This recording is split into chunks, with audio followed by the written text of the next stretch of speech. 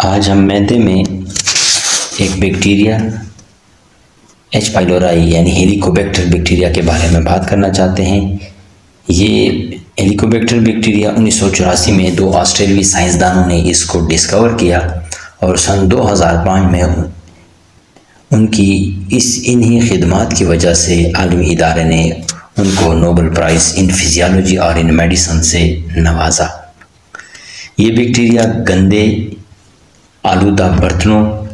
گندی خوراک، گندا پانی اور سلائیوا کی وجہ سے انسان کے جسم میں داخل ہو کر معدے میں بسیرا ڈال دیتا ہے۔ چونکہ یہ ایک گرام نیگیٹو بیکٹیریا ہے اور ایسیڈک انوائرمنٹ میں یہ بہت زیادہ خوش رہتا ہے۔ یہ ایسیڈک انوائرمنٹ میں اپنی گروتھ کنٹینیو کرتا ہے،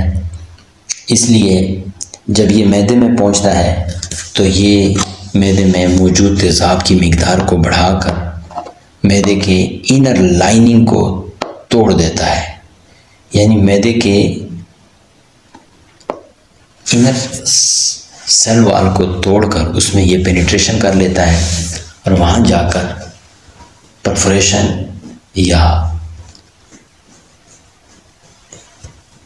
یا سویلنگ پیدا کر لیتا ہے، جس سے مریض کے معدے میں السر، گیسٹرائٹس وغیرہ بن جاتا ہے۔ اس بیکٹیریا کی وجہ سے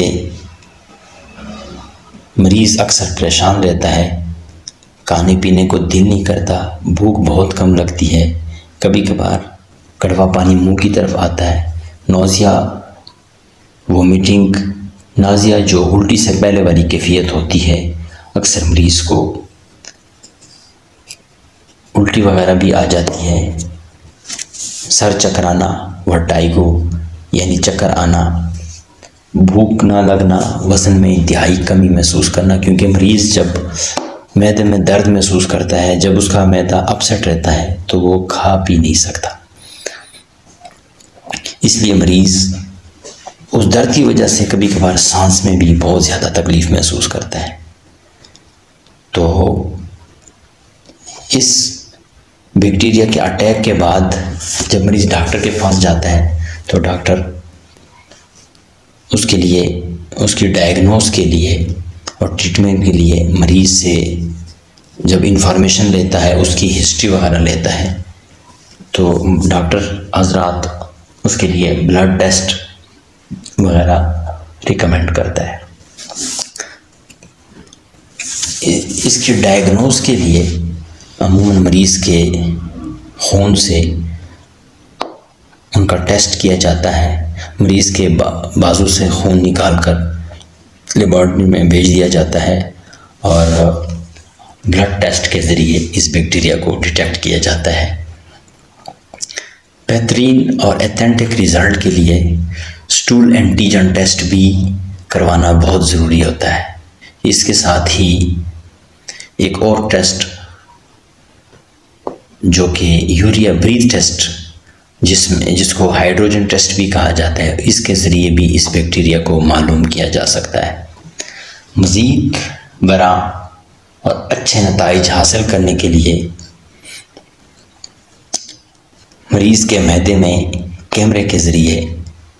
بایوپسی کروائی جاتی ہے،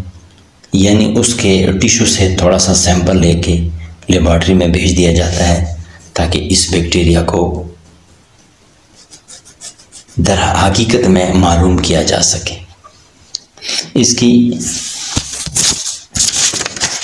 کیونکہ یہ معدے میں زخم پیدا کرتا ہے، اس لیے معدے کی اینڈوسکوپی اس کے لیے ضروری ہوتی ہے۔ اس کی پیچیدگیاں تو بہت زیادہ ہوتی ہے، یہ معدے میں بے تحاشا گیس پیدا کرتا ہے، کبھی کبھار گیس اتنی شدت اختیار کر لیتا ہے کہ مریض کو چیسٹ میں، ہارٹ کے نزدیک، ہارٹ کے سراؤنڈنگ ایریاز میں، دل کے ارد گرد اکثر درد محسوس ہوتا ہے اور مریض ڈر جاتا ہے کہ اس کو ہارٹ اٹیک ہو رہا ہے۔ اگر کنفرم ہو جائے کہ مریض کو واقعی ایچ پائلوری اٹیک ہوا ہے، اس کا معدہ ایچ پائلورائی بیکٹیریا کی وجہ سے پریشان ہو رہا ہے، تو مریض کو چاہیے کہ اچھے میڈیکل اسپیشلسٹ یا اچھے فزیشین سے رجوع کرے تاکہ اس کا پراپر علاج کرایا جا سکے۔ عموماً میڈیکل اسپیشلسٹ یا فزیشنز مریضوں کو میڈیسن پرسکرائب کرتے وقت 2 اینٹی بائیوٹک پہ مریض کو ڈال دیتا ہے۔ ایماکسیسلین 2 گرام 1 گرام بی ڈی فار 14 ڈیز، ساتھ میں کلیریترومائسین 500 mg یعنی 500 ملی گرام بی ڈی 14 دن تک یہ دونوں دوائیاں دی جاتی ہے۔ اس کے ساتھ ہی فلائجل، کیونکہ فلائجل بھی انیروبس کو کنٹرول کرتا ہے اور ہیلنگ میں بہت ہی معاونت دیتا ہے۔ ساتھ میں اینٹاسیڈس اور پی پی آئیز کے لیے جو ڈرگس مریضوں کو دی جاتی ہے جیسا کہ اومیپرازول، ایسومیپرازول، پینٹوپرازول، اس طرح کی ادویات مریض کو دی جاتی ہے۔ مریض کو بھی چاہیے کہ اگر تھوڑی بہت کمپلیکیشنز ہو میڈیسن لیتے وقت علاج کے دوران، مثلا یہ کہ اکثر بعض اوقات ڈرگس کی میٹیلک ٹیسٹ مریض کو پریشان کر لیتا ہے، کبھی کبھار کلیریترومائسین کی وجہ سے منہ کا ذائقہ بہت ہی زیادہ کڑوا رہتا ہے تو مریض ڈر جاتا ہے اور میڈیسن چھوڑ دیتا ہے۔ اس طرح کی لاپرواہی سے مریض پھر سال ہر سال اس بیماری کی پیچیدگیوں کا شکار ہوتا رہے گا۔ اس لیے مریض کو چاہیے کہ وہ پراپر طریقے سے اپنا علاج کروائیں اور علاج کے دوران کوئی بھی لاپرواہی نہ برتیں۔ کھانے پینے میں بھی مریض کو بہت زیادہ احتیاط کرنا پڑتا ہے، کیونکہ بہت زیادہ آئلی چیزیں کھانے سے بھی اور حد سے زیادہ پین کلر ڈرگس، خصوصاً اگر کوئی پین کلر ڈرگ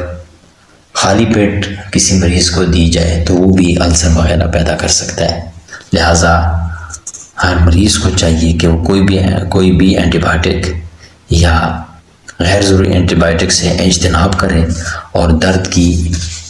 دوائیاں بھی حد سے زیادہ نہ کھائیں۔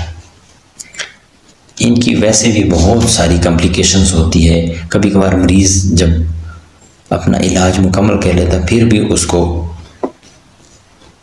سیم کنڈیشنز کا سامنا کرنا پڑتا ہے۔ اس لیے مریض کو چاہیے کہ وہ اپنی خوراک اور کھانے پینے کی مناسب صفائی کا خیال رکھیں تاکہ مریض دوبارہ اس طرح کی کمپلیکیشنز میں مبتلا نہ ہو۔ ہماری ہر انفارمیٹیو ویڈیوز کے لیے ہمارے چینل پر ہمیشہ ہمارے ساتھ مربوط رہیے۔ انشاءاللہ ہماری ہر انفارمیٹیو ویڈیوز آپ تک پہنچے گی۔ فی امان اللہ۔